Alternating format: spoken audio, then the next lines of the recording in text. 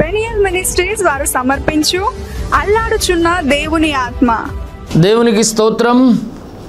ప్రియమైనటువంటి సహోదరి సహోదరులారా, మీ అందరికీ ప్రభు అయినటువంటి దేవాది దేవుడి పేరిట మీ అందరికీ వందనాలు తెలియజేస్తా ఉన్నా. ఈ సమయంలో ఈ నూతన సంవత్సరంలో 2024 జనవరి ఈ దినాన దేవుని సన్నిధానంలో మరొకసారి కూడుకొని దేవుని సన్నిధిలో దేవుని ఆరాధించడానికి దేవుడు ఇచ్చిన కృపను బట్టి దేవునికి స్తుతి కలుగునుగాక. మీ అందరికీ నూతన సంవత్సర శుభాకాంక్షలు తెలియజేస్తా ఉన్నా. దేవుడు గతించిన కాలమంతా ఏ రీతిగా మనందరినీ కూడా దేవుడు కాపాడి బ్రతికించాడు, దినం చూసే భాగ్యం ఇచ్చాడు. అందుని బట్టి దేవునికి స్తోత్రం. హల్లెలూయా. మీరందరూ బాగున్నారు కదా? చాలా సంతోషం, హ్యాపీగా ఉన్నాను నేను కూడా. ఈ సమయంలో చాలామంది దేవుని యొక్క వాక్యాన్ని వింటున్నారు, చాలామంది ఫోన్లు చేస్తూ ఉన్నారు. దేవుని వాక్యం విని చాలామంది ఆశీర్వదించబడుతూ ఉన్నారు. ఈ రీతిగా మరొకసారి దేవుని యొక్క వాక్యాన్ని అందించడానికి దేవుడు ఇచ్చిన కృపను బట్టి దేవుడికి మహిమ కలుగును గాక. నా పేరు ఎం ప్రభాకర్, పాస్టర్, పెనియల్ మినిస్ట్రీస్ వ్యవస్థాపక అధ్యక్షునిగా భీమ్గల్లో ఉంటూ ఓన్ మినిస్ట్రీ నడిపిస్తూ దేవుని సన్నిధిలో ముందుకు సాగుతూ ఉన్నాను. దేవుడు మా మినిస్ట్రీలో 4 సంఘాలు ఇచ్చాడు. మొట్టమొదటి పెద్ద మందిరం మోర్తాడ్లో ఒక 10,000 మంది ఆరాధించే మందిరాన్ని అక్కడ కడుతున్నాం. వర్క్ స్టార్ట్ అయింది, నడుస్తూ ఉంది. అక్కడ ఆరాధన 12 గంటల నుండి 3 గంటల వరకు నడుస్తుంది. అదే కాకుండా దాని పరిసర ప్రాంతాలు ఉన్నటువంటి దేవుని బిడ్డలు వాక్యానికి దూరం అయితే, సావాసానికి మీరు దూరం ఉన్నట్లయితే మీరు రండి, రావచ్చు. ఏ సంఘమైనా ఏ సంస్థ అనే భేదం లేదు. దేవుడు చెప్పాడు, నా మందిరం సమస్త జనులకు ప్రార్థన మందిరం అన్నాడు. అది మనమందరం ప్రార్థన చేసుకోవడానికి దేవుడు అక్కడ కట్టుకుంటే యెరూషలేములాగా ఆ మందిరంకి వచ్చి దేవుని వాక్యం విని ఆశీర్వదించబడవచ్చు. అదే కాకుండా మోర్తాడ్ మండలం సుంకెట్లో 9 నుండి 12 దాకా జరుగుతుంది. భీమ్గల్లో ప్రొద్దున 11 నుండి 1 గంట వరకు భీమ్గల్లో జరుగుతుంది. భీమ్గల్ మండల్ బెజ్జోర గ్రామంలో 9 నుండి 11 వరకు జరుగుతూ ఉంటుంది. కాబట్టి ఈ ఆరాధనలన్నీ కూడా తెలంగాణ రాష్ట్రం నిజామాబాద్ జిల్లా భీమ్గల్ మరియు మోర్తాడ్ మండలంలో ఈ ఆరాధనలు జరుగుతూ ఉంటాయి. ఆ పరిసర ప్రాంతాల్లో ఉన్నటువంటి దేవుని బిడ్డలు ఎవరైనా సరే మీరు రావచ్చు. దేవుని వాక్యం విని ఆశీర్వదించబడి ఇంకా ముందుకు సాగొచ్చు. ఎవరైనా ఇంకా దేవుని తెలుసుకోవాలనుకుంటే ఆ మందిరాలకు వచ్చి దేవుని సన్నిధిలో మీరు మోకరించి ప్రార్థన చేయండి. దేవుడు మీ కష్టాలు తీరుస్తూ ఉంటాడు. ఈ సమయంలో అల్లాడుచున్న దేవుని ఆత్మ అనే టీవీ కార్యక్రమము ప్రతి బుధవారం ప్రొద్దున 6:30 గంటలకి వస్తుంది. మీరు వినండి, అనేకులను వినడానికి ప్రోత్సహించండి, ఇంకా అనేకులకు తెలపండి. ఉచితంగా ఇత్తబడుతుంది వాక్యం. ఉచితంగా వింటే ఉచితంగా మీరు ఆశీర్వదించబడతారు. అదే కాకుండా పెనియల్ మినిస్ట్రీ ద్వారా యూట్యూబ్ ఛానల్ కూడా ఉంది. అదేంటంటే ఎం ప్రభాకర్ పాస్టర్ పెనియల్ మినిస్ట్రీ అని కొడితే చాలు, దాంట్లో నా ప్రసంగాలను వస్తూ ఉంటాయి. ఈరోజు ఈ వాక్యం ఇలా బోధిస్తున్నాను అంటే చాలామంది నిరుపేదలైనటువంటి వాళ్ళు దేవుని వాక్యాన్ని చెప్పడానికి చాలామంది నన్ను ప్రోత్సహించి నన్ను ముందుకు నడిపిస్తూ ఉన్నారు. వాక్యానికి ముందు ప్రార్థన చేద్దాం. దయగలిగిన మా తండ్రి, నీ సన్నిధికి వస్తున్నాం. నువ్వు మహాదేవుడు, మంచి దేవుడు. నీ సన్నిధానంకి వస్తున్నాం. వాక్యమైన దేవా, నువ్వు మాట్లాడవలసిందిగా నీ వాక్చత్యత కొరకు మేము ప్రార్థన చేయించున్నాం. నీవే మాట్లాడు, నీ ప్రజలను దర్శించండి. ఇంతవరకు ప్రోత్సహించిన బిడ్డలను దీవించు, ఘనంగా జరిగించి కేవలం మహిమ తెచ్చుకోండి. యేసు నామములో ప్రార్థిస్తున్నాము తండ్రి, praise the Lord. Hallelujah. Bible గ్రంథంలో దేవుని యొక్క వాక్యంలో యెషయా గ్రంథం 44:3 నేను దప్పిక గల వాని మీద నీళ్లను, ఎండిన భూమి మీద ప్రవాహ జలములను కుమ్మరించెదను. నీ సంతతి మీద నా ఆత్మను కుమ్మరించెదను. నీకు పుట్టిన వారిని నేను ఆశీర్వదించెదను. నీటి కాలువల యొద్ద నాటబడిన నిరవంజి చెట్టు గడ్డలు ఎదుగునట్లు వారు ఎదుగుదురు. ప్రియులారా, ఇక్కడ నేను ఈరోజు బోధించే అంశం ఏంటంటే పిల్లలను దేవుడు ఆశీర్వదించుట అనే అంశాన్ని గురించి నేను మీతో బోధించాలనుకుంటున్నాను. ప్రియులారా, ఇందులో 3 రకాలైన ఆశీర్వాదాలు ఉన్నాయి. ఒకటి, దేవుడు అంటున్నాడు, నీ సంతతి మీద నా ఆత్మను కుమ్మరిస్తానంటున్నాడు. రెండవది, నీకు పుట్టిన వారిని ఆశీర్వదిస్తానంటున్నాడు. మూడవ ఆశీర్వాదం ఏంటంటే బైబిల్లో నీటి కాలువల యొద్ద నాటబడిన నిరవంజి చెట్టు గడ్డలు ఎదిగినట్టు నీ పిల్లలను అంతకంతకు ఎదిగిస్తానంటున్నాడు. 3 రకాల ఆశీర్వాదాలు. ఒకటి, ఆత్మచేత నింపుతానంటున్నాడు. రెండవది, దేవుడు ఆశీర్వదిస్తాను అంటున్నాడు. అదే కాకుండా మూడవది, నీటి కాలువల యొద్ద నాటబడిన నిరవంజి చెట్టు గడ్డలు ఎదిగినట్టు ఆత్మీయంగా, ఆరోగ్యంగా, ఆశీర్వాదకరంగా నేను అంతకంతకు ఎదిగిస్తానంటున్నాడు. ప్రియులారా, మన పిల్లల్ని దేవుడు ఆశీర్వదిస్తే తప్ప ఆ పిల్లలను నిజంగా మనం ఏం చేయలేం. ఎందుకంటే ఇచ్చిండు దేవుడు, ఎదిగిస్తాడు దేవుడు. అయితే దేవుడు ఇచ్చిండు కాబట్టి దేవుడు ఎదిగియాలి. మనం కన్నాం అనుకుంటే కనిండొచ్చు అంతే ప్రియులారా, కానీ వాళ్ళని మనం ఏమి చేయలేం. వాళ్ళ భవిష్యత్తు మన చేతుల్లో లేదు. ఏదైనా మన పిల్లలు ఆశీర్వాదకరంగా ఉండాలంటే, మన పిల్లలు అభివృద్ధి పొందే వారికి ఉండాలంటే మన పిల్లలు నిజంగా దేవుని యొక్క ఆత్మచేత నింపబడి ఆత్మచేత నడిపింపబడాలంటే, అదే కాకుండా మన పిల్లలు ఆశీర్వదించబడాలంటే, నీటి కాలువలేదు నాటబడిన నిరవంజించేట్టు గడ్డలు ఎదిగినట్టు మన పిల్లలు ఆత్మీయంగా ఆరోగ్యంగా ఎదగాలంటే దేవుని యొక్క తోడు తప్పకుండా అవసరం. ప్రియులారా, చాలామంది తల్లిదండ్రులు అయినటువంటి వాళ్ళకు ఉంటుంది, గర్భం ధరించి 9 మాసాలు మోసి అదే కాకుండా కని పెంచి పెద్ద చేసిన తర్వాత పిల్లలు ఒక ఆశీర్వాదకరంగా లేకపోతే, ఆత్మీయంగా లేకపోతే, దేవుట్లో ఎదగవలసిన స్థితిలో ఎదగవలసిన పద్ధతిలో వాళ్ళు ఎదగకపోతే చాలామంది తల్లిదండ్రులు బాధపడుతూ ఉంటారు. అయ్యో పిల్లల్ని నేను ఎందుకు కన్నాను అని, అయ్యో ఈ పిల్లలు నాకు ఎందుకు పుట్టారా అని. ఎందుకంటే వాళ్ళు చేసినటువంటి నీచమైనటువంటి కార్యాలు, వాళ్ళు చేసినటువంటి అవమానమైన కార్యాలు, వారు చేసినటువంటి అసహ్యమైన కార్యాలను బట్టి తల్లిదండ్రులకు చెడ్డ పేరు వస్తూ ఉంటుంది. దేవుని యొక్క వాక్యం చెప్తుంది ఏంటంటే, జ్ఞానం గల కుమారుడు తన తల్లిదండ్రులను సంతోషపరుస్తాడని, అయితే జ్ఞానం లేనటువంటి వాడు తన తల్లిదండ్రులకు అవమానం చేస్తాడని బైబిల్ సెలవిస్తుంది. అట్లా మన పిల్లలు సరైన రీతిలో ఆత్మీయంగా ఆర్థికంగా ఆరోగ్యపరంగా ఎదగకపోతే తల్లిదండ్రులు అయినటువంటి వాళ్ళకు అవమానం తప్ప ఆశీర్వాదం కానీ మంచి పేరు కానీ రాదు. ప్రియా సహోదరుడా, ఈరోజు ఇక్కడ ఉన్నటువంటి నీవు నీ పిల్లలను ఆశీర్వదించాలని ఆశ నీకు చాలామందికి ఉంది. ప్రియులారా, అదే కాకుండా మీ పిల్లల దేవుడు ఆత్మచేత నింపాలని, నీ సంతతి మీద ఆత్మను కుమ్మరిస్తానన్నాడు. అదే కాకుండా నీ పిల్లలు ఆత్మీయంగా ఎదగాలని, పాటల్లో ప్రార్థనలో వాక్యంలో ఆర్థికంగా ఆరోగ్యపరంగా ఉండాలని ఎదగాలని మీకు చాలామందికి ఆశ ఉంది. ఎంతమంది మీ పిల్లల మీద దేవుడు తన ఆత్మచేత ఆత్మను కుమ్మరించాలనుకుంటున్నారు? ఎంతమంది మీ పిల్లల్ని దేవుడు ఆశీర్వదించాలనుకుంటున్నారు? ఎంతమంది మీ యొక్క పిల్లలను నీటి కాలువలో నాటబడిన నిరవంజి చెట్టు గడ్డిలో ఎదిగినట్లు మీ పిల్లలు, మీ కొడుకు, మీ బిడ్డ, మీ కుమారుడు, మీ కుమార్తె, నీ మనవడు, మీ మనమరాలు, మీ కుటుంబం, మీ బిడ్డ పిల్లలు, మీ కుమారుడు పిల్లలు, ప్రియులారా, వీళ్ళందరూ కూడా దేవుని యొక్క సన్నిధానంలో ఎంతమంది ఆత్మీయంగా ఆరోగ్యంగా ఆర్థికంగా ఎదగాలని చెప్పి అనుకుంటున్నారు? ఒక చేయి పైకి చూపించి నేను మీ కొరకు ప్రార్థన చేయబోతున్నా. దేవునికి స్తోత్రం. మీ పిల్లలను దేవుడు అదే రీతిగా తన ఆత్మచేత దేవుడు నింపును గాక. హల్లెలూయా. మీ పిల్లలను దేవుడు ఆశీర్వదించును గాక. దేవునికి స్తోత్రం. హల్లెలూయా. మీ పిల్లలను దేవుడు నీటి కాలువలో నాటబడిన నిరవంజి చెట్టు గడ్డిలో ఎదిగినట్టు మీ పిల్లలు అంతకంత ఆత్మీయంగా ఆరోగ్యపరంగా ఆర్థికంగా ఎదుగుదురు గాక. దేవునికి స్తోత్రం. హల్లెలూయా. చాలా సంతోషం. ఇక్కడ ఏమి రాయబడిందంటే, దేవుడు అంటున్నాడు, నీ సంతతి మీద ఆత్మను కుమ్మరిస్తాను అంటున్నాడు. రెండవది ఏంటంటే, నీకు పుట్టిన వారిని నేను ఆశీర్వదిస్తాను అంటున్నాడు. మూడవది ఏంటంటే, నీటి కాలువల యొద్ద నాటబడిన నిరవంజి చెట్టు గడ్డిలో ఎదుగునట్లు నేను నీ సంతతిని ఎదిగిస్తాను. ప్రియులారా, ఇట్లా ఎదిగించాలని, ఇలా దేవుడు మన పిల్లలను ఆశీర్వదించాలని, ఇలా దేవుడు మన పిల్లలను తన ఆత్మచేత నింపి నడిపించాలని మనందరికీ కూడా ఎంతో ఆశ. ఎందుకంటే ప్రియులారా, అలాంటి ఆశ కలిగి ఉండడం ఎంతైనా మంచిదే. ఎందుకంటే బైబిల్ సెలవిస్తుంది, ఆశ కలిగిన ప్రాణాన్ని దేవుడు ఏం చేస్తారంటే తృప్తిపరిచే దేవుడు. ఎందుకంటే ప్రియ సహోదరుడా, ఆనాడు ఆ యొక్క జక్కయ్యకు ఒక ఆశ ఉంటుంది, ఏంటంటే దేవుణ్ణి చూడాలని. కానీ దేవుణ్ణి చూడాలని ఆశ ఉంది, కానీ చూడలేకపోయాడు. ఎందుకంటే జనములందరిలో ఆయన పొట్టివాడు కనుక చూడలేకపోయాడు. కానీ ఆయనకు ఆశ ఉన్నది కాబట్టి దేవుడు ఒకనాడు సమయాన్ని ఏర్పాటు చేశాడు. ఆ రోడ్డు గుండా వీధి గుండా యేసయ్య వేల జన సమూహంతో వస్తున్నాడనే విషయం ఆ జక్కయ్య చెవునబడ్డది. ఏం చేయాలో అర్థం కాలేదు. దేవుడు వెంటనే ఆయనకు ఆలోచన ఇచ్చాడు. ఏంటి ఆలోచన అంటే, ఆ రోడ్డు ప్రక్కన ఉన్నటువంటి ఒక మేడు చెట్టు ఎక్కాడు. జక్కయ్య ఎక్కువ అని దేవుడు చెప్పి ఆ ప్రేరేపణ ఇచ్చినప్పుడు, ఆ ఆలోచన ఇచ్చినప్పుడు, ఆ పొట్టివాడినప్పుడు జక్కయ్య త్వరగా వెళ్ళి ఆ చెట్టు ఎక్కి కూర్చున్నాడు. యేసయ్య చెట్టు గుండా నుండి వెళుతుంటే అందరూ సైడ్ నుండి చూస్తున్నారు, కానీ జక్కయ్య మాత్రం కింది నుండి పై వరకు నీళ్ళు వెళ్ళ యేసుప్రభుని చూడాలనేటువంటి ఆశ కలిగి ఆయన జీవించాడు, ఆ చెట్టు ఎక్కాడు. ప్రియులారందరూ కేవలం వన్ సైడ్ మాత్రం చూడగలిగారు, కానీ యేసయ్యను జక్కయ్య మాత్రం నిలువెల్ల చూడగలిగాడు. అప్పుడు దేవుడు అన్నాడు, జక్కయ్య త్వరగా దిగిరా, ఈరోజు నేను నీ ఇంటికి రావాల్సినది, దిగిరా త్వరగా అన్నాడు. నిజంగా కనబడుడే గొప్ప అని అనుకుంటే, నిజంగా అనుకోకుండా ఆ దేవాది దేవుడు తన ఇంటికి వచ్చేసి జక్కయ్య స్థితిని మార్చగలిగిండు.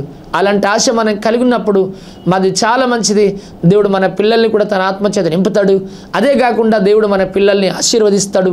అదే కాకుండా మన పిల్లల్ని దేవుడు ఏం చేస్తారంటే అంతకంతకు నీటి కాలువలేదు నాటబడిన నిరవంజి చెట్టు గడ్డిలో ఎదుగునట్లు మన పిల్లల్ని దేవుడు ఎదిగిస్తాడు. దేవునికి స్తోత్రం. హల్లెలూయా, హల్లెలూయా. స్తోత్రం చెప్తాం. హల్లెలూయా. ప్రియులారా, దేవుడు మన పిల్లల్ని ఈ 3 రకాలైన ఆశీర్వాదాలు ఇవ్వడానికి ఇష్టపడుతున్నాడు. ఒకటి, ప్రియులారా, దేవుడు అంటున్నాడు, నీ సంతతి మీద నా ఆత్మను కుమ్మరిస్తాను.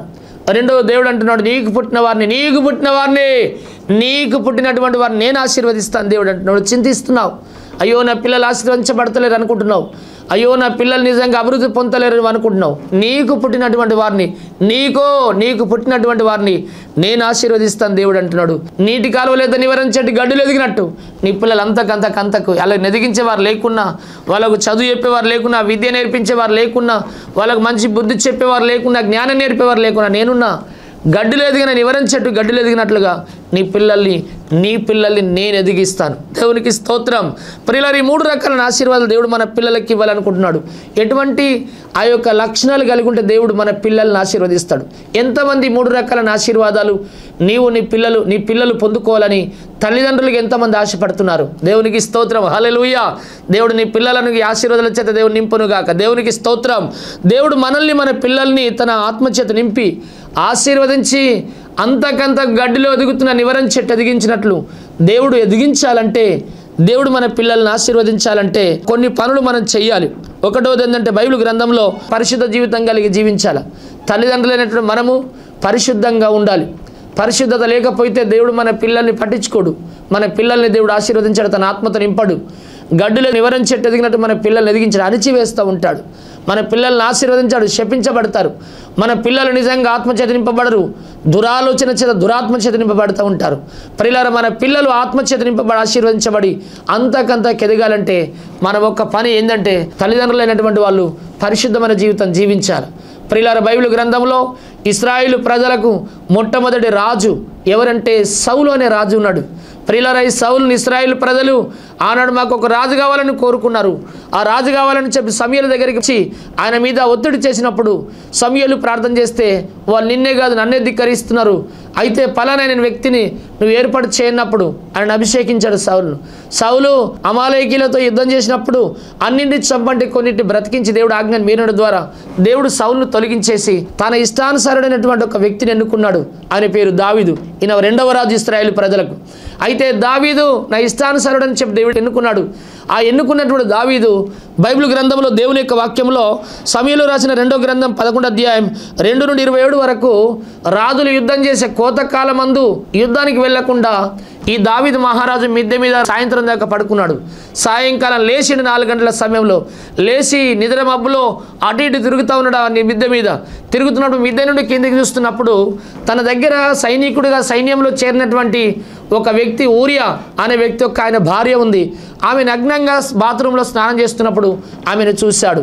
అయ్యో నేను ఇటువంటి దృశ్యం ఎందుకు చూశాను అని అనుకుని దేవుడు తన పశ్చాత్తాపడితే బాగుండేదేమో. ఆయన పశ్చాత్తాపడలేడు. వెంటనే ఆమెను మోయించి మనసులో కోరికలు పెంచుకొని తన దగ్గర ఉన్న దాసుని పంపించేసి ఆమెను తీసుకొచ్చి ఆమెను ఆ యొక్క దౌర్జన్యంగా బలవంతంగా పాపం చేసి ఆమెను ప్రెగ్నెంట్ చేశాడు. ప్రియులారా, ఆ విషయం ప్రెగ్నెంట్ అయిందని చెప్పేసి అయితే దావీదు రాజుకు చెప్పినప్పుడు దావీదు ఆ సైన్యాధిపతికి ఉత్తరం పంపించిండు, ఈ ఊరియను తీసుకొచ్చిన దగ్గరికి పంపి అని చెప్పేసి. ఊరి వచ్చేసి రాజనగరం దగ్గర ఉన్నప్పుడు రాజు చెప్తున్నాడు, నువ్వు వెళ్ళి నీ ఇంటికి వెళ్ళన్నాడు. రాజు రాజనగరం ఉండగానే ఇంటికి ఎట్లా వెళ్తాయా, నేను వెళ్ళలేన్న రాజు దగ్గర కావలు కాసుకుని బ్రతుకుతా అని చెప్పి అన్నాడు. పోలేడు. మళ్ళీ తెల్లవారు చూస్తే దర్వా దగ్గర పడుకున్నాడు ఆయన ద్వారం దగ్గర. వెంటనే మరలా ఆ చీటీ రాసి తన చేతిలో పెట్టేసి అక్కడ సైన్యాధిపతికి అని చెప్పిండు. ఆ ఊరి ఎవరి సైన్యాధిపతికి ఇచ్చిండు అని లేవున్నదంటే యుద్ధం జరుగుతున్నప్పుడు ఈ ఊరి అనేటటువంటి వ్యక్తిని మొదటి లైన్లో నిలబెట్టమని చెప్పిండు. మొదటి లైన్లో యుద్ధంలో నిలబెట్టి ఆ యుద్ధంలో చంపేపిచ్చాడు. ప్రాణం తీసిన తర్వాత ఊరియా భార్యను తెచ్చుకొని దగ్గర పెట్టుకున్నాడు. అయితే ఆ యొక్క బైబిల్ గ్రంథంలో నాతాను ప్రవక్త వచ్చేసి అయితే రాజా ఒక పట్టణం ఉంటుంది, ఆ పట్టణంలో 2 వ్యక్తులు ఉన్నారు, ఒక ధనవంతుడు ఒక దరిద్రుడు. ధనవంతుడికి 100 గొర్రెలు ఉన్నాయి, దరిద్రుడికి ఒకటే గొర్రె ప్రేమగా కౌగిలించుకొని పెంచుకుంటున్నాడు. ఈ ధనవంతుడు వెళ్ళి ఆ దరిద్రుడి మీద వాడు చంపేసి ఉన్న గొర్రెను గుంజేసుకున్నాడు. అయితే దానికి పరిష్కారం ఏంటంటే ఆ రాజు అంటాడు, ఆ మూర్ఖుని చంపేయాలి, ఆడు మరణం తగిన వాడంటే ఆ మూర్ఖుడు నీవు నిజంగా నీకు ఇంతమంది భార్యలు ఉండగా ఇంతమంది ఉపపత్నులు ఉండగా నీ దగ్గర ఉన్నటువంటి పనివారి యొక్క భార్యను మోయించి చెడిపినావు. అయితే చెడుపుడే కాకుండా ఆ నింద నీ మీదికి వస్తుందని చెప్పని రప్పించినావు, ఆ నిమింద నీ మీదికి వస్తుందని చెప్పేస్తానని తీసుకెళ్ళి చంపేపించినావు. అయితే ఇది మొదలుకొని నిజంగా నీ కుటుంబానికి ఇది మొదలుకొని ఎప్పుడు యుద్ధాలే నీ సంతతి మీద. అదే కాకుండా నీ భార్యలను నీ రథాలు గాడిదలు మేపేవాడు రథాలు కడిగేవాడే చెడిపివేస్తారని చెప్పిండు.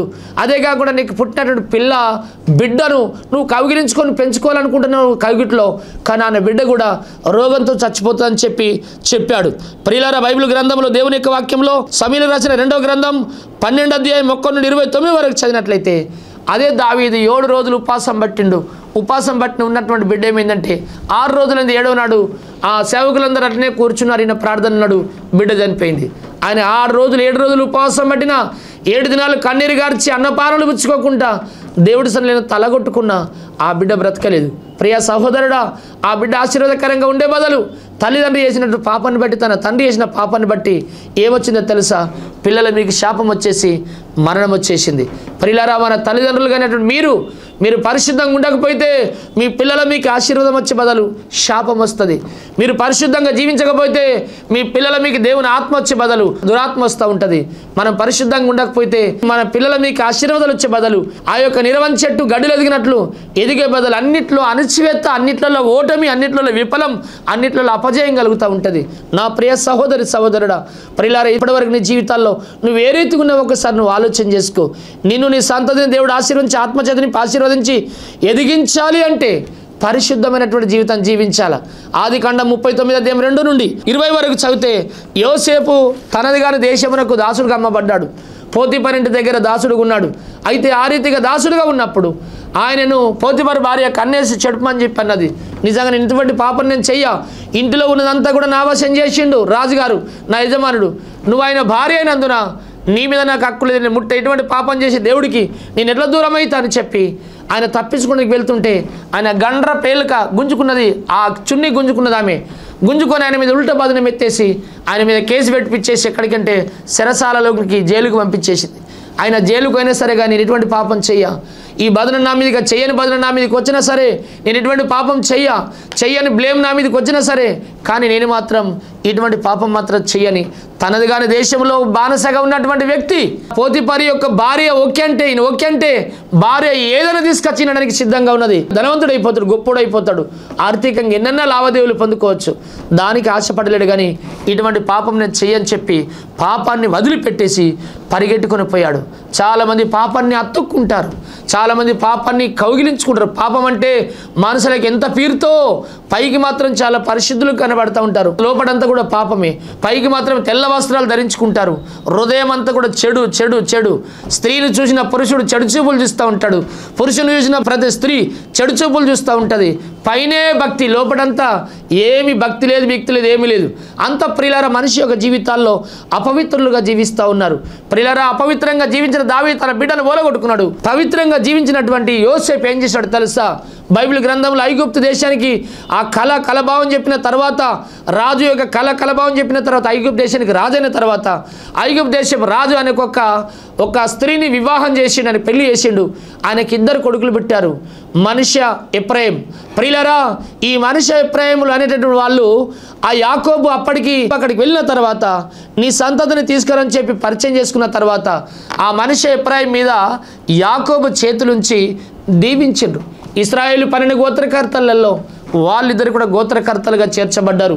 ప్రియులారా, కారణం ఏంటంటే తండ్రి చేసినటువంటి పుణ్యం పని, ప్రవర్తించిన ప్రవర్తన, కాపాడుకున్న పవిత్రమైన జీవితాన్ని బట్టి తన పిల్లల మీకు ఆశీర్వాదం వచ్చింది. దావీదు తన యొక్క పవిత్రతను పోగొట్టుకుని అపవిత్రంగా జీవించిండు, తన బిడ్డనికి మరణం తీసుకొచ్చి పెట్టిండు ఆశీర్వాదానికి బదులు. ప్రియులారా, యోసేపు మాత్రం పవిత్రతను కాపాడుకున్నాడు, తన పిల్లలకు ఆశీర్వాదం తీసుకొచ్చి పెట్టాడు. చాలామంది తల్లిదండ్రుల పిల్లలకు తెలియకుండా తల్లిదండ్రులు ఒక పాపం చేస్తూ ఉంటారు, భార్యకి తెలియకుండా భర్త ఒక దగ్గర పాపం చేస్తూ ఉంటాడు, భర్తకి తెలియకుండా భార్య ఒక దగ్గర పాపం చేస్తూ ఉంటుంది. ప్రియులారా, నువ్వు చేసే పాపాన్ని పిల్లలు చూడకపోవచ్చు, కానీ దేవుడు మాత్రం చూస్తున్నాడనే సత్యం ఎప్పుడు మర్చిపోవద్దు. నువ్వు చేసే పాపం నీ భర్త చూస్తలేడని నువ్వు అనుకుంటుండొచ్చు, కానీ దేవుడు మాత్రం చూస్తున్నాడు. జాగ్రత్త, లెక్క, అదంతా కూడా నీ పిల్లల మీకు శాపం వస్తుంది. ఒకవేళ నువ్వు చేసే పాపం నీ భార్య చూస్తలేదని నువ్వు అనుకుంటుండొచ్చు, జాగ్రత్త, దేవుడు నీతో మాట్లాడుతున్నాడు, దేవుడు నిన్ను చూస్తూ ఉన్నాడు. ప్రియులారా, ఆయన అందరినీ చూసే దేవుడు, ఆయనకు రహస్యమైంది ఏది లేదు, ఆయనకు మరుగైనది ఏది లేదు, ఆయన కంటికి కనబడందంటూ లేదు. అన్నిటిని ఆయన చూస్తున్నాడు, ఆయన కనులారు చూస్తున్నాడు. ఎందుకొరకంటే ఎవడేం చేస్తున్నాడో చేసినవన్నీ కూడా చూసి తన గ్రంథంలో రాసి, మంచి చేస్తే మంచిదే ప్రతిఫలం ఇవ్వడానికి, చెడు చేస్తే చెడే ప్రతిఫలం ఇవ్వడానికి దేవుడు చూస్తున్నాడు. దేవునికి స్తోత్రం. ప్రియులారా, ఎందుకంటే దేవుడు పరిశుద్ధుడు.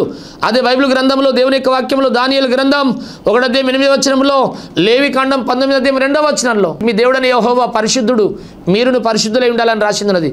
అదే లేవికాండం 20:7 అదే కాకుండా లేవికాండం 11:44 నేను మిమ్మల్ని పుట్టించిన దేవుడని నేను పరిశుద్ధుడని గనుక మీరును పరిశుద్ధులై ఉండుడని చెప్పి రాయబడింది. అదే కాకుండా తెస్సలోనికీయులకు రాసిన మొదటి పత్రిక 4:5 వచనాల్లో 4:7 వచనంలో మీరు పరిశుద్ధంగా ఉండుడే దేవుని యొక్క చిత్తం అని రాయబడింది. మొదటి పేతురు పత్రిక 1:14 వచనంలో మీ దేవుడనే మీ ప్రభు పరిశుద్ధుడు గనుక మీరును పరిశుద్ధులై ఉండాలని చెప్పి రాయబడింది. కీర్తన 93:5 వచనంలో ఎన్నడెన్నడికి పరిశుద్ధత నీ మందిరానికి అనుకూలమని రాయబడింది. ఎబ్రీ పత్రిక 12:14 వచనాల్లో ఏమి రాయబడిందంటే పరిశుద్ధత లేకుండా ఎవడు ప్రభువుని చూడడు, పరలోక రాజ్యం వెళ్ళడు అని రాయబడింది. దేవునికి స్తోత్రం. మన పిల్లలను దేవుడు ఆత్మచేత నింపి ఆశీర్వదించి అంతకంత కెదిగించాలంటే తల్లిదండ్రులైన ప్రతి ఒక్కరు పరిశుద్ధంగా ఉండాలి. రెండవది ఏంటంటే మన పిల్లలను దేవుడు ఆశీర్వదించాలి అంటే, దేవుడు మన పిల్లల్ని ఆత్మచేత నింపి అంతకంత కెదిగించాలంటే తల్లిదండ్రులైన మనం పిల్లల కొరకు ప్రార్థన చేసేవారికి ఉండాలి. యోబు గ్రంథం 1:4-5 వచనంలో యోబు తన పిల్లలు ఎందులో ఏదైనా పాపం చేసి అపవిత్రులు అయినరేమని సూర్యుడు ఉదయిస్తున్న సమయంలో ఒక బలిపీఠం కట్టి పవిత్రమైన జంతువులు తీసుకొచ్చి ఆయన ఏం చేశాడు తెలుసా? బలులు అర్పించుకుంటూ తన పిల్లల పాప ప్రాయశ్చిత్తార్థమై తన దేవుడి సన్నిధిలో ప్రార్థన చేస్తూ ఉన్నాడు. నీ పిల్లల కొరకు ఎప్పుడైనా ప్రార్థన చేస్తున్నావా? ఎప్పుడైనా గంటల తరబడి నీ పిల్లలు బాగుండాలని, నీ పిల్లలు అభివృద్ధి పొందాలని, ఆశీర్వించబడాలని, మంచి చదువులు ఉండాలని, నీ పిల్లలు అంతకంత ఎదగాలని ఆశ నీకుందా? ఎప్పుడన్నా ప్రార్థన చేసావా? నీ జీవితాల్లో నీ పిల్లల కొరకు ప్రార్థన చేసేవారు ఉండకపోతే యోబు వాళ్ళు ఈరోజు నీ పిల్లల క్షేమం కొరకు ప్రార్థన చేయి. అక్కడ ఇక్కడ దింపితే ఏం లాభం? వారికి వీరికి చెప్తే ఏం లాభం? నా పిల్లలు మంచిగా లేరని చెప్పేసి కన్నీరు గారిచి ప్రార్థన చేయి. యేసుక్రీస్తుల వారి సిలువను మోసుకొని వెళుతున్నాడు. అనేకులు కొంతమంది స్త్రీలు పురుషులు యేసుప్రభుని చూసి రొమ్ము కొట్టుకుని ఏడుస్తున్నారు. అయ్యా నువ్వే పాపం ఎరగనటువంటి యేసయ్యా నీకు ఈ శిక్షణ అని ఏడుస్తుంటే యేసుప్రభుల వారి వైపు తిరిగో యెరూషలేము కుమార్తెలారా, పశ్చిమ రానుకైనా నాకు ఇలాగ చేస్తే ఎండిన రానికి ఇంకేం చేస్తారు? యెరూషలేము కుమార్తెలారా నా కోసం ఏడవద్దు, మీకోసం మీ పిల్లల కొరకు ఏడవండి అన్నాడు. విలాప వాక్యములు 2:19 వచనంలో రేయి మొదటి జామున లేచి మొరపెట్టు, నీళ్లు కుమ్మరించినట్టు నీ హృదయం కుమ్మరియు, నీ పసిపిల్లల కొరకు ప్రార్థన చేయని మాట ఇక్కడ బైబిల్లో స్పష్టంగా రాసింది ఉన్నది. దేవునికి స్తోత్రం. మన పిల్లల కొరకు ప్రార్థన చేసే వారికి ఉండాలి. అదే కాకుండా మూడోది, దేవుడు మన పిల్లలను ఆత్మచేత నింపాలంటే, మన పిల్లల్ని ఆశీర్వదించాలంటే, నిరవందించట్టు గడ్డిలో ఎదిగినట్టు మన పిల్లల్ని దేవుడు ఆత్మీయంగా ఆరోగ్యంగా ఎదిగించి ఆశీర్వదించాలంటే మూడో పని ఏంటిదంటే మనం మన పిల్లల్ని దేవుని యొద్దకు తీసుకొని రావాలి. ఎందుకంటే మార్క్స్ వార్త బైబిల్ గ్రంథంలో 10:13-16 వరకు కొందరు తల్లిదండ్రులు తన చిన్న పిల్లల్ని ముట్టవాలని చెప్పి కొందరు ఆయన యొద్దకు తీసుకొచ్చారు. అంటే ఇంకెక్కడికో తీసుకుని వెళ్ళలేరు, ఏదో తీర్థయాత్రకు తీసుకుని వెళ్ళలేరు, సినిమా హాల్కు తీసుకుని వెళ్ళలేరు, ఆటపాటల దగ్గర తీసుకుని వెళ్ళలేరు, ఎక్కడో వీధి బాగోతలు ఆడుతుందంటే వీధి బాగోతల దగ్గర తీసుకుని వెళ్ళలేరు, ఇంకా ఏదో కాకుండా అల్లరి చిల్లర ఆటపాటలతో కూడినటువంటి అల్లరి చిల్లర కథల దగ్గర తీసుకుని వెళ్ళలేరు. కానీ వాళ్ళు ఎక్కడికి తీసుకుని వచ్చారంటే సృష్టికర్తన దేవుని దగ్గరికి తీసుకొచ్చారు. నీ పిల్లల్ని ఎక్కడికి తీసుకెళ్తున్నావు? ఒకసారి ఆలోచన చేయి. ప్రియులారా, తమ పిల్లలను ముట్టవాలని చెప్పి కొంతమంది తల్లిదండ్రులు యేసయ్య దగ్గరికి తీసుకొచ్చారు. బైబిల్ గ్రంథం చెప్తా ఉంది, సామెతల గ్రంథం 22:6 వచనంలో బాలుడు నడవలసిన మార్గం వానికి బోధించు, పెద్దవాడైన తర్వాత దానిడు తొలగిపోడు. పుట్టినోడుసులో కిందికి వెళ్తుంటే ఏముంటుందంటే వృద్ధుడైన తర్వాత కూడా తప్పిపోడు అనే మాట అక్కడ బైబిల్లో రాయబడింది. ప్రియులారా, మన పిల్లల్ని దేవుని యొక్క మార్గంలో నడిపించాల, దేవుని యొక్క భక్తులు పెంచాల, దేవుని యొక్క క్రమంలో కట్టెల్లో వారిని పెంచేవారిగా మనం ఉండాలి తల్లిదండ్రులుగా. అలా మనం పెంచినప్పుడు దేవుడు మన పిల్లలను ఆశీర్వదిస్తాడు, ఆత్మతో నింపుతాడు. గడ్డిలో నివరించెట్టు ఎదిగినట్టు మన పిల్లల్ని అంతకంతకు ఎదిగిస్తూ ఉంటాడు. దేవునికి స్తోత్రం. దేవుని యొక్క వాక్యం లేపేసి పత్రిక 6:4 వచనంలో తండ్రులారా మీ పిల్లల కోపం రేపక ప్రభు యొక్క భక్తిలోకి శిక్షలను దేవుని యొక్క క్రమం కట్టల్లో వారిని పెంచండి అనే మాట బైబిల్లో దేవుని యొక్క వాక్యం సూటిగా సెలవిస్తుంది. దేవుని క్రమశిక్షణలో కట్టల్లో మనం పెంచేవారికి ఉండాలి. దేవుని యొక్క వాక్యంలో ద్వితీయోపదేశకాండం 4:9 వచనంలో, 6:6 వచనంలో, 7 వచనంలో, 8-9 వచనంలో, అదే కాకుండా 11:18 వచనంలో, 19-20 వచనాల్లో నువ్వు ఇంట్లో ఉన్నప్పుడట, కూర్చున్నప్పుడట, లేచినప్పుడట, త్రోవలు నడుస్తున్నప్పుడట, నువ్వు పండుకున్నప్పుడట నీ దేవుడైనటువంటి యెహోవాని గురించి ఎప్పుడు సంభాషణ చేయాలట వాళ్ళ గురించి. మన దేవుడు ఇటువంటి దేవుడు, మన దేవుడు ఇటువంటి కార్యాలు చేసిండు, మన దేవుడు ఇట్లాంటి గొప్ప దేవుడు అని చెప్పి కూర్చున్నప్పుడు లేచినప్పుడు దానికి ప్రత్యేక క్లాసులు తీసుకోవాల్సిన పని లేదు. నువ్వు కూర్చున్నప్పుడు లేచినప్పుడు నీ పిల్లలకు ఒక ఉపాధ్యాయుడికి, ఒక టీచర్గా నువ్వు బోధించే వారికి ఉండాలి.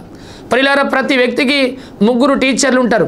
ఒక ఉపాధ్యాయుడు ఎవరంటే పరలోక తండ్రి ఉపాధ్యాయుడు, రెండో ఉపాధ్యాయుడు ఎవరంటే మన తల్లిదండ్రుల ఇంటికాడ ఈయన పక్కన ఏమవుతాడు నీకు మామ అవుతాడు, ఈయన పక్కన ఏమవుతాడు అంకుల్ అవుతాడు, ఈ పక్కాడు ఏమవుతాడు నీకు ఆంటీ అవుతుంది, ఈ సిస్టర్ ఏమవుతాడు నీకు ఆంటీ అవుతుంది అని చెప్పి చిన్నవాళ్ళను చిన్న రీతిలుగో పెద్దవాళ్ళని పెద్ద రీతిలుగో వాళ్ళకు చెప్పి బోధించి ఇలా మాట్లాడాలి బిడ్డ, ఇలా చేయాలి బిడ్డ అని చెప్పి ఇంటికాడ బోధించే తల్లిదండ్రులే రెండవ ఉపాధ్యాయులు, రెండవ టీచర్స్. మూడో టీచర్ ఎవరో తెలుసా? స్కూల్లో నీకు అక్షరము పెట్టించి అక్షరము దిద్ది నడిపించి నీకు నేర్పించేటటువంటి టీచరు. లేదా నువ్వు ఆదివారం గుడికి వెళుతున్నప్పుడు నీకు వాక్యాన్ని బోధించి దైవ సత్యాన్ని నీకు అందించి బోధిస్తున్నటువంటి ఆ టీచరే ఫాస్టరు, దైవ సేవకుడే ఉపాధ్యాయుడు నీకు. ప్రియా సహోదరులారా, నీ పిల్లల్ని దేవుడి దగ్గరికి తీసుకురాకపోతే, దేవుని క్రమంలో పెంచకపోతే, దేవుని కట్టల్లోనూ పెంచకపోతే నీ పిల్లలకు దేవుని ఆశీర్వాదాలు ఉండవు. ఈ రోజు వరకు దేవుని యొక్క ఆశీర్వాదాలు లేకుండా నీ పిల్లలు దేవుని ఆత్మచేత నడిపింపడక దయ్యపాత్మచేత నడిపింపబడితే నీ పిల్లలు నిజంగా అంతకంతకు దేవుట్లు ఎదగకపోతే పక్కల పిల్లలు ఎదుగుతున్నారు, పాఠాలు ఎదుగుతున్నారు, ప్రార్థనలు ఎదుగుతున్నారు, వాక్యంలు ఎదుగుతున్నారు, బైబిల్ క్విజులు ఎదుగుతున్నారు, రకరకాలుగా దేవుని సన్నిధిలో వాళ్ళు ఎదుగుతున్నారు, ఆత్మీయంగా ఆరోగ్యంగా ఆర్థికంగా ఎదుగుతున్నారు. నీ పిల్లలు ఎదగలేకపోతున్నారు. నువ్వు చింతిస్తున్నావంటే ఈ 3 పనులు చేస్తలేవు. ఒకటి, నువ్వు పరిశుద్ధత అనేటువంటిది నువ్వు పాటిస్తలేవు. నీ జీవితంలో పరిశుద్ధత లేదు, తండ్రిగా నీకు పరిశుద్ధత లేదు, తల్లిగా నీకు పరిశుద్ధత లేదు, నీ పిల్లలకి ఎట్లుంటుంది ఆశీర్వాదం? ఒకసారి ఆలోచన చేసుకొని ఈ రోజును మనం పరిశుద్ధంగా జీవించడానికి అప్పగించుకుందాం. నీ పిల్లల కొరకు కన్నీరు గార్చి గంటల తరబడి ప్రార్థన చేసి, దేవా నా పిల్లల భవిష్యత్తు నువ్వు ఇచ్చినావు, నీ చేతుల్లో పెడుతున్నావు, నువ్వే జ్ఞానమయ్యు, నువ్వే తెలివిని, నువ్వే ఆశీర్వదించు, నువ్వే కాపాడు, నువ్వే ఆత్మచేతనింపు, నువ్వే నడిపించు, నువ్వే ఎదిగించు అని గంటల తరబడి ఆయన కాళ్ళు పట్టుకుని ప్రవచనంలో జీవిద్దాం. ప్రియులారా, కానాను స్త్రీ యేసు ప్రభు దగ్గరికి వచ్చింది, ఓ బోధకుడా దావీదు కుమారుడా నాకు సాయం చేయి. ఏంటిదంటే, నా బిడ్డ మరణకరమైనటువంటి జ్వరం, ఆమెకు భయంకరమైన జ్వరం ఉంది, ఇప్పుడే నువ్వు వచ్చి ముట్టు అన్నది. యేసు ప్రభు అన్నాడు, అమ్మా పిల్లలు తినే రొట్టె ముక్కలు కుక్క పిల్లలకేయడం సరైనది కాదంటే స్త్రీ అన్నది, అయ్యా యజమానుడు బల్ల మీద రొట్టె ముక్క తింటున్నప్పుడు ఆ రొట్టె ముక్క కాస్త కింద పడిపోతే అక్కడ ఉన్న కుక్క తినదా? అటువంటి కుక్క లాంటిది అందనుకో, నా బిడ్డ విషయం సాయం చేయి ప్రభు అన్నది. వెంటనే యేసు ప్రభు అన్నాడు, అమ్మా నీ విశ్వాసం చాలా గొప్పది, నువ్వు కోరినట్టే నీకు అది జరిగింది పో అన్నాడు. వెంటనే మేము పరిగెట్టుకుని వెళ్ళిన తర్వాత ఈరోజు సెలవిచ్చిండు. మేము పరిగెట్టుకుని వెళ్ళి తెల్లారేసరికి అక్కడ చేరుకునేసరికి బిడ్డ మంచం మీద కూర్చున్నది. ఆ పక్కన అడుగుతున్నారు, బిడ్డ ఎప్పటి నుండి మంచిగా ఏంటంటే నిన్న 1 గంటకు. అయితే ఆ 1 గంట సమయంలోనే ఈమె యేసుప్రభు దగ్గర ఉన్నది. ఆ 1 గంట సమయంకే యేసుప్రభు మీకు ఆజ్ఞ ఇచ్చాడా? ఆ ఆజ్ఞ ఇచ్చాడు, అప్పుడే బాగుపడ్డది. ప్రియులారా, నీ పిల్లల విషయాల్లో నువ్వు గంటల తరబడి ప్రార్థన చేయి, దేవుడు తప్పకుండా జవాబిస్తాడు, నీ పిల్లలు నడిపిస్తాడు. నీ పిల్లలు గాలివారు కారు, నీ పిల్లలు చెడిపోయిన వారు కారు, నీ పిల్లలకు చెడు స్నేహం అంటదు, నీ పిల్లలు గొప్పవారు అవుతారు, బుద్ధిమంతులు అవుతారు, గొప్పవాళ్ళు అవుతారు. ప్రియ సహోదరుడు, ఈ రోజు వరకు నీ పిల్లల కొరకు ప్రార్థన చేయకపోతే ఈరోజు నువ్వు చెయ్యు. అదే కాకుండా ఈరోజు నీ పిల్లలు నడిపియపోతే, భక్తులు నడిపియపోతే నీ పిల్లలు చెడిపోతారు, దయ్యపు ఆలోచన కలిగి నశించి నాశనం అవుతూ ఉంటారు. ఈ రోజు నుండి భక్తులను నడిపియు, నువ్వు నమ్మిన దేవుడిని నీ పిల్లలకు నమ్మిపి, వాక్యం నీ పిల్లలకు వినిపించు, నువ్వు నడుస్తున్న మందిరంకి నీ పిల్లలను నడిపించు. అలా నడిపించినప్పుడు నీ పిల్లలను దేవుడు ఆశీర్వదిస్తాడు, నీ పిల్లలను ఆత్మచేత నింపుతాడు, ఆశీర్వదిస్తాడు. నీటి కాలువల యొద్ద నిర్వహించేట్టు గడ్డలు ఎదిగినట్టు నీ పిల్లలు అంతకంతకు పచ్చగా ఎదుగుతుంటారు.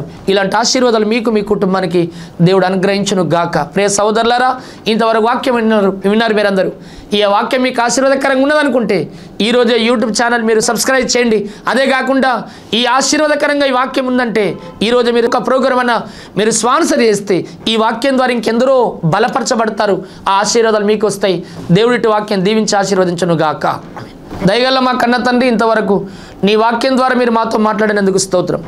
నీ సంతతి మీద ఆత్మను కుమ్మరిస్తానన్నావు, నీకు పుట్టిన వారిని ఆశీర్వదిస్తానన్నావు, నిరవంచట్టు గడ్డలు ఎదిగినట్టు నేను మీరు ఎదిగిస్తానన్నావు. ఎంతమంది తల్లి తండ్రులుగా విన్నారో వాక్యం, వారి సంతతి కొరకు ప్రార్థన చేస్తున్నా వారు ఎందరో బాధపడుతున్నారు. వారి పిల్లలు క్రమశిక్షణ లేక, సరైన మార్గం నడవక, ఆశీర్వాదం లేక, ఆర్థికంగా ఎదగలేక అన్ని విషయాలు కృంగిపోతున్నారు. ప్రభువా తండ్రి నీకు స్తోత్రం. బిడ్డలందరినీ జ్ఞాపకం చేసుకో, వారి సంతతి మీద నీ ఆత్మ ఉండును గాక. తండ్రి నీకు స్తోత్రం. వారి సంతతిని ఆశీర్వదించును గాక. వారి సంతతిని, వారి పిల్లల్ని, ప్రవర్తన, వారి బిడ్డల్ని, వారి కొడుకుల్ని ఎవరైనా చెట్టు గడ్డలు ఎదిగినట్టు అంతకంతకు ఎదిగించుదు గాక. తల్లిదండ్రులైనటువంటి వారు ప్రభ పరిశుద్ధంగా జీవించుదురు గాక, నీ ఆజ్ఞలు పాటించుదురు గాక. ప్రభా తల్లిదండ్రులైనటువంటి వారు ప్రతినిత్యం వారి కొరకు ప్రార్థన చేయుదురు గాక. నీ సన్నిధికి నడిపించి, వారు నడిపించి, నీ భక్తులు నడిపించి, నీ వాక్యానుసారంగా వాళ్ళని జీవింపచేసి, నీ క్రమ కట్టడలు, నీ యొక్క శిక్ష, నీ బోధ వారికి ప్రభ వారు బోధించుదురు గాక. నడిపించాడు, జయంతి నింపి కాపాడు, మహిమ తెచ్చుకో. యేసు నామములో ఈరోజు స్పాన్సర్ చేసిన బిడ్డలను దీవించి ఇంకా అనేకలను ఇచ్చేవారిని లేపి మహిమ తెచ్చుకో. యేసు నామములో ప్రార్థిస్తున్నాం తండ్రి. ఆమె యేసు రక్తమేచ్చు, సిలువ రక్తమేజ్యం, ప్రవేశం సంపూర్ణమే జయం కలను గాక. ఆ చిరునామా పెనుయేలు ప్రార్థనా మందిరం, కరీంనగర్ రోడ్, మోర్తాడ్, నిజామాబాద్ జిల్లా, తెలంగాణ. మీరు సంప్రదించవలసిన మా ఫోన్ నంబర్లు 9849272545 9908 771146.